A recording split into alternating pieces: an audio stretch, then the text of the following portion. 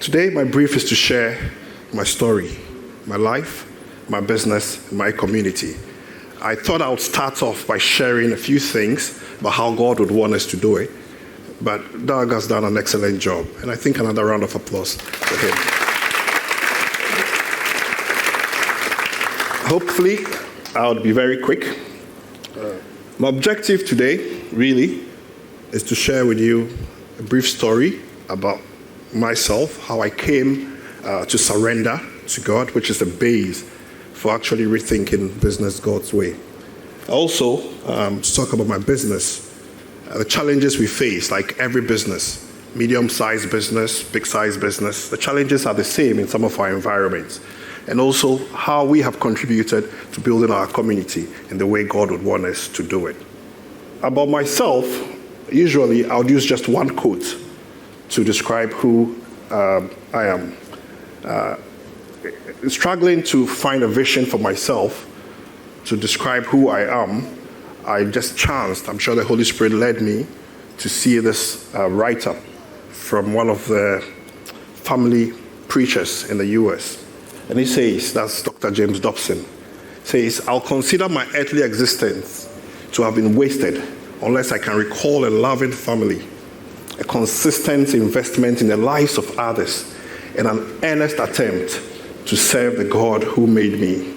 Nothing else matters."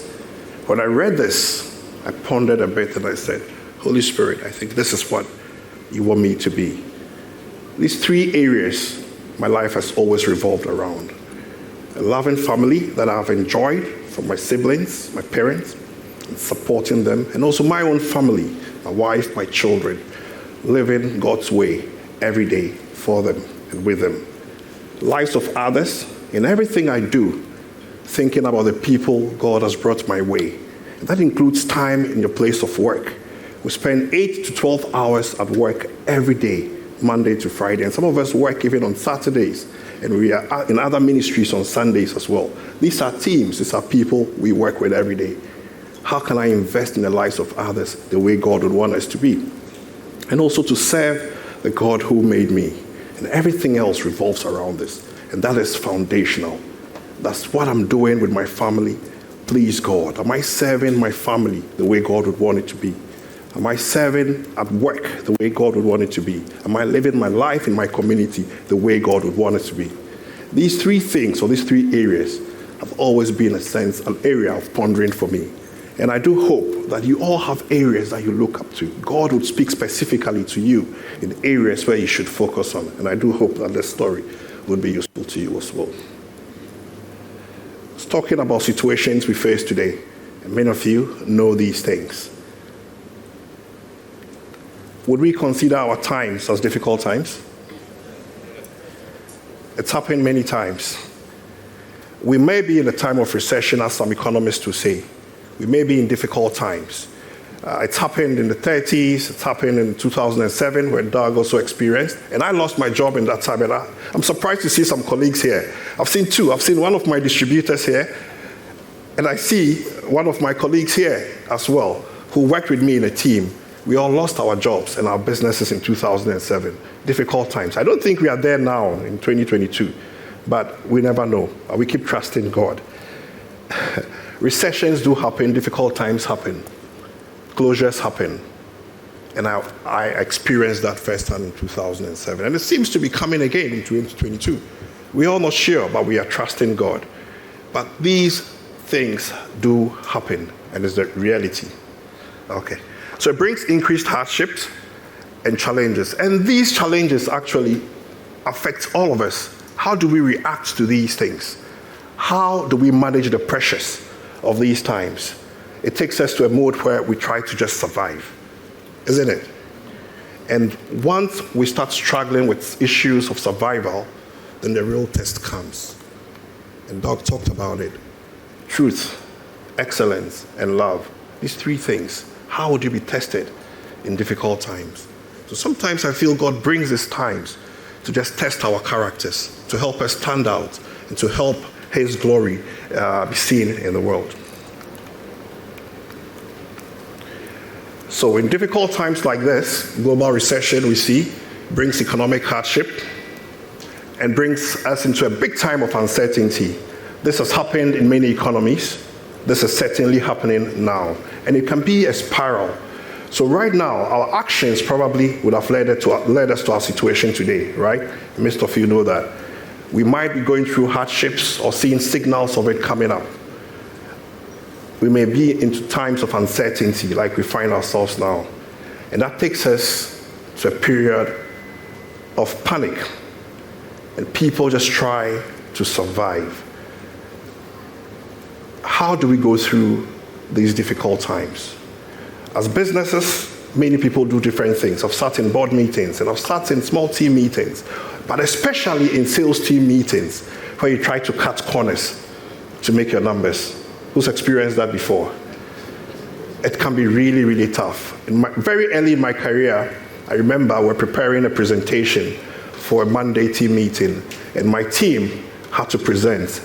And my boss, who I hope is not listening at that time, actually wanted us to cook a story. And I was supposed to be the lead presenter. He looked in my face and he said, no, Mensah shouldn't do this. He can't do this. Then he pointed someone else who could do it. And the person went and did it. It didn't go well anyway. But in difficult times, people try to cut corners. And the true test comes in. And for businesses, we try to be corrupt sometimes. And you say, look, we just have to survive. And today in Ghana, some people will tell you we would not survive at all if we do not pay some bribe. Who's heard that before? In one of the teams that I advised, in a recent meeting, I asked why they failed to get some 5 businesses out of 15 they pitched for. And the guy said, because we couldn't pay, or the other guys paid a lot more money. And these are companies that we respect, that have codes of business principles, that have signed bonds. And we have procurement managers or other managers extort money from people. In this room, who's ever experienced that? Who's been declined business because you could not pay as much as the other did, or you did not have money to pay? Is it real? Am I speaking reality here? I was so shocked in that meeting because it was not a big business. And the guys were good. And they were denied business because someone else paid money. So I asked, how is this done? Do they expect you to put it in an envelope when you're bringing your pitch? He said, no. He said, at first, they'll give you the job. Then when it's done and you are paid, you don't come back to say thank you. You are not called again. So it's a known phenomenon. And they know that, okay, 10% or 15% or 20% out of the bill is theirs. And so they can connive with you to top that up. Am I speaking the truth here? And that's unfortunate. In difficult times, as a business owner, as a worker in a business, as a brand manager, you might be tempted to get into that. Sometimes just for survival's sake. And people have justified it as the true nature. In governments, I'm not afraid to say it happens. There are lobbyists the world over who say this is work, and they are proud to say that boldly. And some tell you, you don't do this, you go down. But I have seen companies that have chosen to go down for the sake of God. That is total surrender. And right here in this beautiful room, the owners of this business have gone through the same thing before. I can say it because he shared it right on this platform a few times publicly, where they were involved in a business, an import business in the cold supply chain, frozen foods. Business was going down, so they had to survive.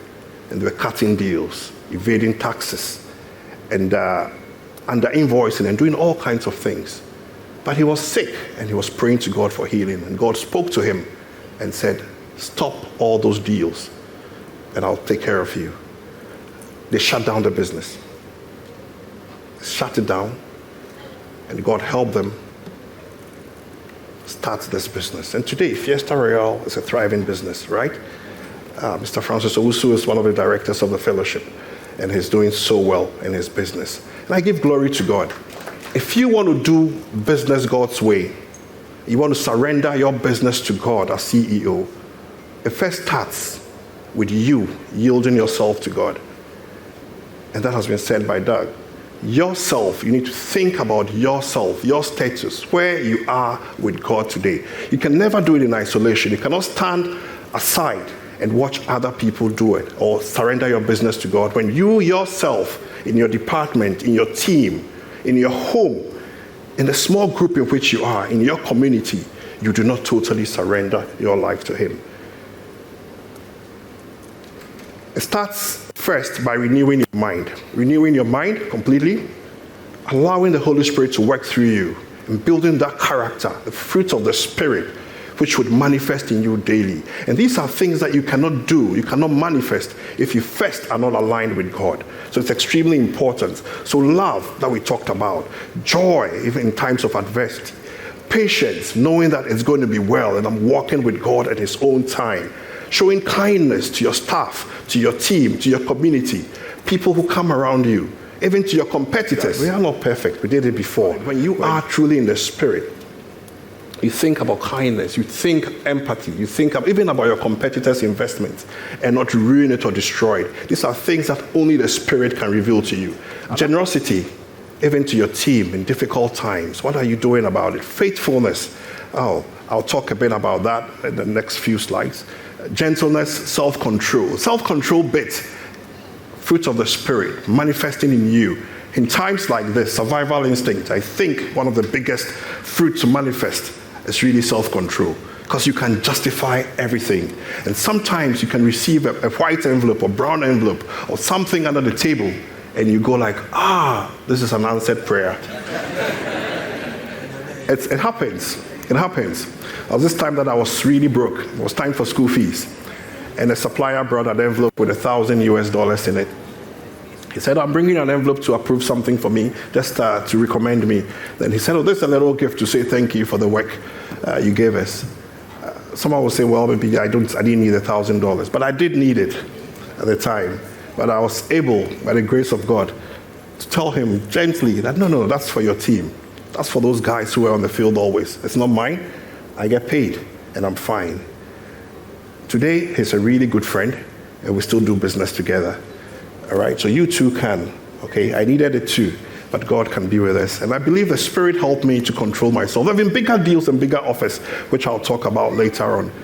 Then also, dependence on God. So first, you need to renew your mind, accept Christ as your Lord. Honestly, if you can do that, you can begin to rethink Him as the CEO of your life, your family, and your business. Filled with the Spirit and manifesting the fruit of the Spirit and totally depending on Him in everything you do. In some of the slides, we have some experiences, or I'll share some examples of how some people did it in the Bible. The interesting thing is that in difficult times, God, who you now have accepted as the head of your life, as a CEO, even of your country, your marketplace, truly is scouting and aggressively looking for people to execute His will. Yes, you might be in business. You might surrender the business to God. But there may be challenges. There may be difficult times. But God truly is looking for people to manifest His glory on earth. And this is very true. God uses business or your environment or your workplace as a place to minister to other people. So He's looking for people who will model Christ in those environments every day in your lives. So your parish, really, it's your workplace. Beginning my career, when I got to know Christ, I was torn between ministry and working full-time. There was a time when there were teachings around, well, if you're not really evangelizing, you're not doing ministry full-time, you're really not serving God. I don't know if any of you felt that. I was part of those who felt guilty about that. But at the same time, you needed my offering. You needed my tithe. We needed to expand. We needed to send money to rural places for outreaches. Until I discovered that, indeed, some people, their mission field really is their workplace. That could be you. That could be you, especially if you're a business leader, a team leader. You have the best example to manifest God's glory in your workplace. And the third thing is that God really wants to impact His people, His community. He does it through people who He's chosen, people who are using their workplace or their environment today as a place of ministry. He uses them to transform communities. And there are many stories of Christian businessmen the world over who have built communities, impacted lives, sowed seeds all around just for the glory of God. Many of the NGOs that bless us today are founded by Christian people, World Vision and the others. If you listen to them, watch their stories, you see that the people who fund this, who support this, are really businessmen who are committing to blessing people in other parts of the world. There's a man called Joseph. He was a man just like you and me. Had adversities, had challenges, had various struggles, but he chose to be faithful. Correct? I like the clap.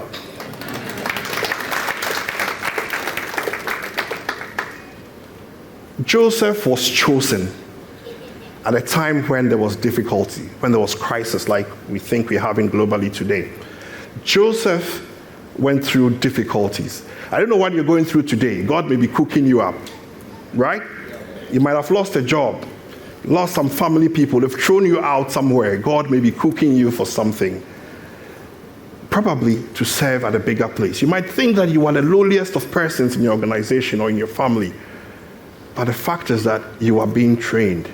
As long as you've given your life to Christ, surrendered to Him, I believe that everything you're going through is to cook you, to prepare you for something great someday. And when there's crisis, the Spirit looks for people to help them out of it. And in the days of Egypt, dated around 5000 BC, or thereabouts, many say between 4000 and 7000 BC, God revealed something to Pharaoh.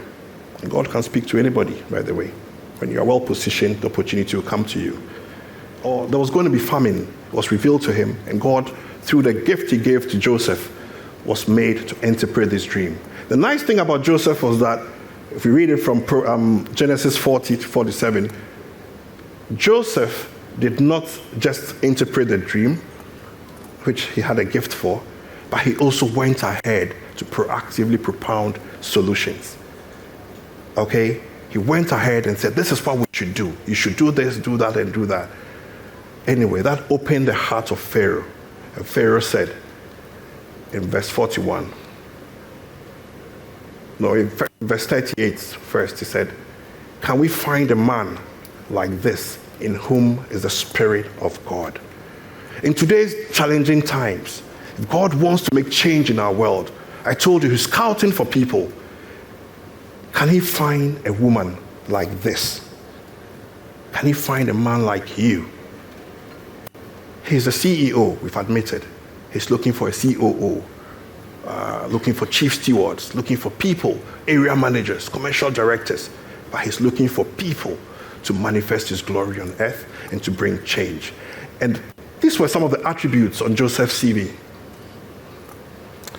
He respected values, and his values really came from God. When I look at the values he exhibited, they're like fruits of the Spirit. Love in a difficult time, right? Joseph exhibited love. He exhibited diligence and hard work.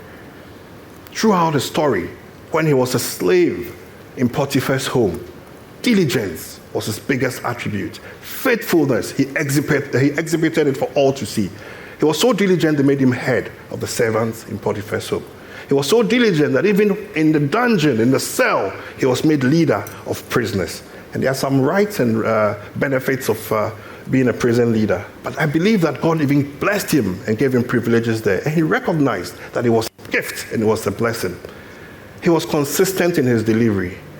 Interestingly, I believe that he knew God's code of business principles. In many organizations, you get an induction in that area. Does it conform with God? And as Doug said, really, is this imprinted in your heart?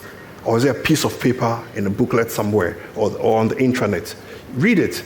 Work out your own plan. Find out how God wants you to operate with all these values in mind. God really believes in that, and He wants to see us through that. But interestingly, he was chosen. He was loved. He didn't have to do any hard work to get there. God would locate you if you exhibit these things. He would find you. He would find you. He didn't have to go and apply. In fact, when he wanted to apply to get out of cell, nothing happened for 2 years until this dream God's own time, scouted him and picked him out. So Joseph was made governor of all of Egypt. That could be you. So God makes changes or brings changes through individuals. I would spend the rest, maybe my next 10 or 15 minutes that I have, to tell my story, which the organizers wanted me to share. I grew up like many of us. I didn't have as much storms as some people will have, but I had mine deep inside me, my thoughts, my worries, my concerns. I went to bed many nights uncertain whether I was going to wake up the next day. Why? Because even though I'd been exposed to the gospel very early in my life from school, the message of God's grace and other things came early, I did not fully understand that. I always thought I had to work to earn my salvation. And any time I did my personal assessment, I knew I fell way short of God's glory. And I would quote, "For all have sinned and fallen short of the glory of God," to myself, always, to confirm that I've fallen short of the glory of God. But I never went a step further to ask, how can I overcome? I thought my work, my going to church, my associating with other Christians alone would do that for me. So I lived in constant tribulation. I used to even have nightmares. I saw myself going out. I studied geography in school, and I loved all those things about earthquakes and magma and all that. And I'll see them visibly in my dreams, and I'll plead with God to spare me. It was a complete pain for me. And I'm sure many of you connect with this. Then, somewhere in the uni, I actually got the opportunity of hearing this message of God's grace. And I learned in there that it wasn't about me. It was truly about the finished work of God. He has done it all, Ephesians 2:8. That it's not by my own works that I have been saved, but by God's own grace through faith. And that I should not even boast about it. That really sank deep in my heart. I said, oh, really? This was the same thing I used to argue about. Why now? Why have the scales fallen now? But the scales did fall. And to the glory of God, I felt that transforming power in my life. God has helped me since then. And I always ask the questions. How would God want this to be done? How would God want this to? Oh yes, I've done some mistakes. But always, I get a correction from a point of love, but not of condemnation. That has always helped me. That surrender put me in a place of dependence. I used to be very afraid. In fact, in my home, I didn't consider myself as a smart kid. Not even talk about smartest. My brother is here, so I don't want to talk too much. But in my home, these were guys who were really good in math and science. And I just always avoided subjects like that. Anybody understands where I'm coming from? Aha. And so if everybody's cracking the math, the add math, the physics, and you are just hiding behind your books and trying to read your commerce and other things, it looks like, are you really part of this household? Well, I did feel that. I never said it to any of them, but I did feel that. And at a point, I was almost kicked out of high school just because I wasn't focused. I wasn't doing too well. But I know, well, I carried out this on even all the way through sixth form and through university. But when I came to understand the place of God in my life, my perspectives began to change. I knew I could call on him.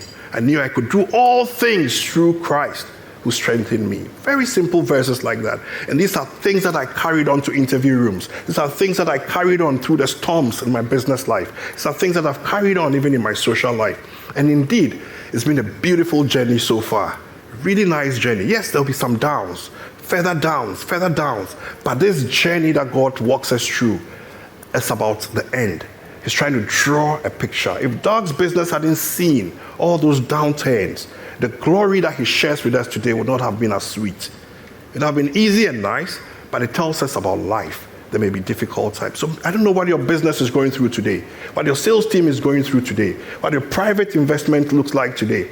You might have a year down, second down, third down, but stay dependent on God. Stay focused. Stay on the journey in your work, in your family, in your ministry. Some people are shutting down things God called them to do because times are tough. Do not shut it down because times are tough. If you shutting it down, then you've heard clearly from God on what to do next. But do not do it because of panic. because God is in the seat as your CEO. Talking about my business, the first thing is about finding what God's will is for that particular job of mine. In my current place of work, I'll just talk about the most recent jobs that I did. I'm no more responsible directly for the Ghana operations, but we did have challenges, and not just in Ghana, but in the West Africa regions. The issues we face here can be 2 times in the other markets we manage in the region. I remember we had challenges with pricing. Somehow, some people will always find your products that you import or you produce, or some other versions of it, or even the same thing in the market cheaper, right? I remember when I started working in one of the biggest companies in Ghana at that time, it was still a problem. And the CEO would always shout at the government, if you don't stop this, we're going to close down. And today they don't have all those brands in oils and foods because of other deals. Companies shut down departments because of issues like this. So, one of the earliest approaches I had was on under-invoicing. And this country suffers a lot from that, where you strike a deal with your partners you're buying products from, and they reduce the value of the cost of the product on invoice. And that value becomes a new value you present to government for tax. And that's a known deal. I'm not exposing it for people to start trying. And they approach you and tell you to do this. What do you do? Survival instincts. They're trying to survive. They tell you, look, I'll sell 20% more this year if we can do this. What are you going to do? We went through that physically. We've been through it. We've had to send things out, briefs out for some agencies to pitch for business. And she told me yesterday when we were having a chat about it, and I've always known that people will call her and tell you, look, 20% of the deal is yours. It happens, and it's happened in our office. How do we handle things like that? We avoid such people. We've had diversions, and in sales we call it territory diversions, or there are various terms, bombing and other things, where you sell things outside the jurisdictions that you were supposed to. We had that situation in our business. We had one of our importers in one of the countries in West Africa. We discovered later that sales were booming. It was helping my P&L because Ghana was suffering at my first year. And this guy was doing well. Soon, he started off contributing 5% to my annual sales. Soon, it grew to 10%, and it grew to 15%, and I was happy. And I could justify the performance with various charts. Oh yeah, the economy is booming in that part of the country, all that. And when we went in to probe, I realized that he would ship the goods and send him back to the country he shipped it from. Wow, what was I going to do? If I stop this guy, that's 15% of my volume gone, higher than my growth target for the year. What was I supposed to do? Advice came from left and right. Some said, no, keep it, because the guys also send parallel goods to your country. Tit for tat, go ahead. It was nice thought at first. Good sales for us. We need our bonus because last year we failed, we didn't make our bonus. This is coming from the background where the country, the business that I look after, Schweppes International Ltd, was just going down for 4 years because of external factors, because of price and currency issues, most of the same issues we face today. And I was brought in to change the numbers. Year 1, we were failing already. Pressure to keep this guy going on. But we took the hard decision. And you learn later that in our management practice, dependence on God came in there. We prayed about this as a team. We're not shy to say, look, we need help. We called on to God. We called in people who could speak to us, who could encourage us. We went on some trips where we could encourage the whole team, re-envision the whole team. We prayed a lot as well, surrendering the business to God. Having done these things, do you think you can go ahead conforming to the corrupt practices of this world?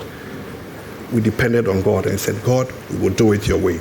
So we stepped in and tried to bring in controls, which God would want us to bring in our businesses. What did we do? It was an import model. We realized that our Incoterms, that's the terms of shipments, was CFR. We would give the stuff to the guy, he takes them to the ship himself, to the harbor, gets his documents and ships it to town, to his country. We said, all right, we're changing our terms of business effectively across all the markets. It's now going to change to FOB. FOB is freight on board. We load the container, put it on a ship for you, and you clear it in your home country. For 8 months, there was no order from this guy. So we didn't give him an outright sack, but we started off by putting the right controls, the right systems. What systems are you putting in place to prevent corruption, bribery, and other things in your organization? Systems are good things. And I believe Joseph did that a lot. He wouldn't have been able to store food for 7 years.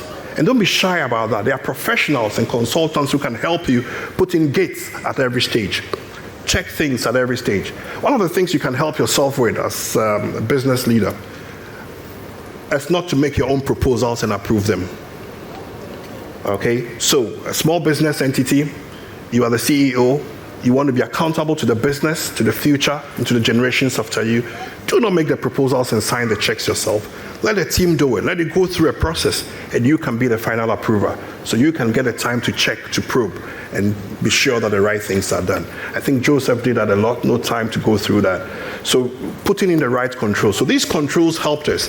We finally had to part ways. But before then, we had a lot of offers from this guy. Ooh. I reminded my commercial manager at that time, who's now the country manager for Ghana, what we're going to do about the situation. We had offers. I mean, international schools abroad, all fees paid for our kids. One of the offers that came was that. Real cash came, holidays came, football games in England came. And we had to say no. Thank you. Sometimes that will compromise your work. If you can't change it, you have to also learn, trust God to cut off ties with these guys. One of them was one of my smallest distributors. The other was the biggest. They all had to go. They went, and we started afresh. God brings people in. By the way, when I joined, my brief was to bring change, right? So maybe like anybody who's going to change or who's going to be appointed for something new, God has a purpose for you there, right? So depending on God, we did depend on him for our business. And God was faithful. In fact, he's been faithful to us. He's been truly faithful to us. This is our 5th year as a team, because we build the whole team around ourselves. And God has been faithful. In spite of cutting these businesses, it's engaging with the biggest distributor for our region. In 4 years, by the end of our 4th year, our business had grown 240% in the region. 240%. At a time where many of the markets were not growing as fast, our operation, small however as it might be in the scope of our global business, was a beacon of hope for many markets. We set up the vision and God saw us through. Our team, all managers in our team within these 4 years have had their territories expanded or promoted beautifully, and it hasn't happened across the business. God lifted us up. He's been faithful to us. I want to talk about our community, where God really wants us to serve him in what we do. Quality assurance in what you do. I won't talk too much about that. It's a fundamental right. There's some people who put bad things or bad ingredients in their products. I'm talking about things that we consume, substandard stuff. If you want, God is your CEO, ask him, would God be pleased with this product in the market? 2, our environment. Many of us do business that destroys our environment, that ruins our environment. We will end up destroying the lives of people. How are we thinking about this? How would God have us do it? Ask yourself the question. God, as my CEO, what will be his brief for me? What will be his mandate? And a company where I work for, and one of our biggest brands is Lucozade, we may not be the biggest in terms of plastic waste generation in the market, but we've done our part. Working to clean up the beaches, working to put recycling stuff in the market so we can get the bottles back to recycle, changing the product, packaging type, so it will be easily recyclable. These are things you can fight for, you can push for, because God really would want you to care for the environment. Health and wellness, we do support a lot of schemes and give back to the community in this area. Supporting the Ghana Diabetes Association for 5-6 years in a row. Supporting lots of health and fitness walks and education across the country. This is what we try to do. In fact, we put it in our plan to do. And water, which is the main ingredient for us. Even though we may not produce in a particular community, it's a global place. Whatever you take out from one place ends up at the other. We invested heavily in providing clean, potable water for communities around. And in 2022 and beyond, just talking about the community, I talked about this plan. The company is working to ensure that the product, the packaging, is 100% recyclable or has no adverse effects on the environment, using different packaging technologies like plant bottles, which degrade very easily. Partnering with Gripe, that's the private enterprises coming together to ensure that the environment is not destroyed, which is working well. And as I said, working on CSR projects around water and sanitation, collaborating with the Catholic Relief Services this year and next year to provide potable drinking water for over 20,000 people in arid regions of the country. Generosity, thank you very much. Generosity is a good thing. Giving back to your community is a good thing. Don't stop it. Sometimes that's why you are even there. You know, when there was famine in the land of Canaan, where the Israelites were, they had to move into Egypt, right? And when they went there, the Bible tells us that Joseph spoke to Pharaoh, introduced his family to Pharaoh, and said, give me land, because they are people who keep livestock. I need land in a place where they have water so they can keep their livestock. The Egyptians did not do animal rearing. So Pharaoh approved. They got the best lands in the east and gave to the Israelites. And the Bible tells us that Joseph gave them food, gave his people food, gave them land, right, in the best parts of the country. And when there was famine in the 7 years, whilst the owners of the land, the Egyptians, were in hunger and famine and in difficult times, the Israelites were flourishing, buying property and expanding their businesses. That can be our portion. So that heart, that character should be core and central. And I think that God looks at the heart, as has been said by Doug. When you have a heart to give, you have a heart to bless the environment with your product, you know that your product and your community activities are actually blessing God. And if it's not pleasing to God and it's not blessing the community, sorry, you have to relocate and change your model. I would want to conclude that we should all strive to rethink the way we do business in our country. And for me, it actually means, from what I see in John 6:38, for I have come down from heaven not to do my will, but the will of him who sent me. Are you a Christian? Do you believe that you are here on a mission?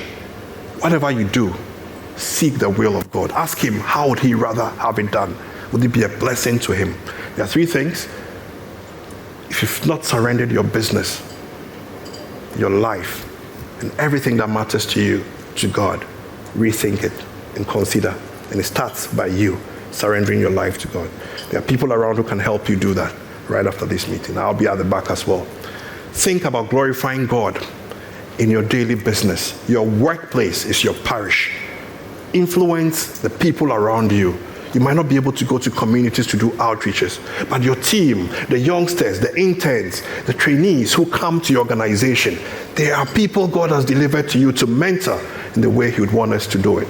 Number 3, remember to care and give back to the community God has helped you to operate in. Joseph did it. Jesus did it. We too can. Thank you.